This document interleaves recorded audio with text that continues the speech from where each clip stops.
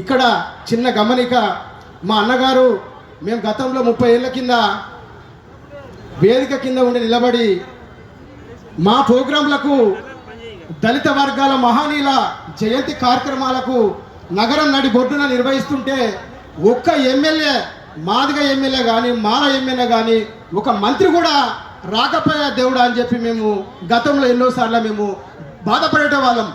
అరే ఏంది మా పరిస్థితి, ప్రభుత్వం ఏదో చిన్న కార్యక్రమం ఇచ్చి మాకు కొట్లాడబెట్టి టెంట్లు వేసుకొని భోజనం చేసుకొని తిని తాగి వెళ్ళిపోవడం అని చెప్పేవాళ్ళు. ఎప్పుడు మారుతుంది ఈ బతుకు అని చెప్పి అనుకుంటే ఈరోజు కాంగ్రెస్ ప్రభుత్వం నిర్వహిస్తున్నటువంటి కొత్త తరహాలో మా అన్నగారు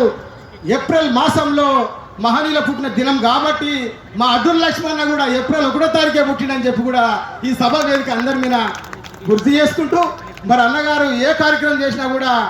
కొత్త తరహాలో సృష్టిస్తాడు. ఈరోజు మాదిగలు ఎమ్మెల్యేలు, శాసనసభ్యులు, మంత్రులు